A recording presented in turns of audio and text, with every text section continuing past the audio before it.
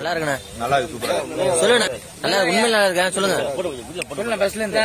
மருத்துவர் பழனியோட சிறிய கவிதை இது.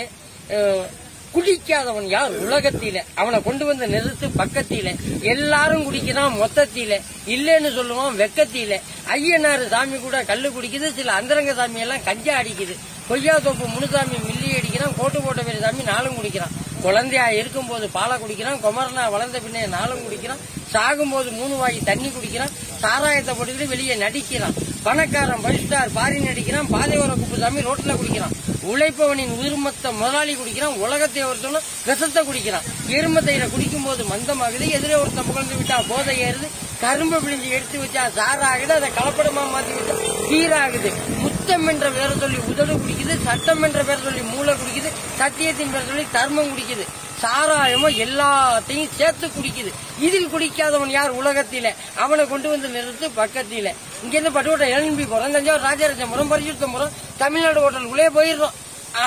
ஜெயலலிதா அம்மா வந்து தங்கின ஹோட்டல், எம்ஜி ராமச்சந்திரன் ஐயா வந்து தங்கின ஹோட்டல், கலைஞர் ஐயா வந்து தங்கின ஹோட்டல், அதுக்குள்ள போறோம். காலைல 10 மணிலிருந்து 11 மணிக்குள்ள போனா அவன் கேட்பான், ஸ்பெஷல் வேணுமா சாதா வேணுமான்னு. என்னடா ஸ்பெஷல், என்னடா சாதா, நான் வில்லேஜ் பீப்புள் கிராமத்துல இருந்து வந்துட்டேன், ஒரு ஸ்பெஷல் வைனா முழங்கை நிலத்துல ஒரு தோட்டையை உருட்டி கொண்டு வந்து வைப்பானு தின்னுட்டு, ஒரு சாதா வைனா அந்த தட்டுக்குள்ளே இறங்குற ஒரு சின்ன தோசை வைப்பான், அதையும் தின்னு. முன்னாடி வச்சது என்ன ஸ்பெஷல், இப்போ வச்சது என்ன சாதா. அவன் என்ன செய்வான், விட்டு மாவை தொட்டு வச்சு அந்த தோசைகள்லாம் இழுப்பி வச்சு, இழுப்புனதை வேக வச்சு, வெந்ததை வலிச்சி வச்சு, ஒட்டி இருந்ததை உரிச்சி வச்சு ஒட்டி ரெடியா காசை வைப்பான். என்னன்னு கேட்டா ரோஸ்ட் தின்னு பார்த்தா டேஸ்டே இருக்காது. அதுக்கப்புறம்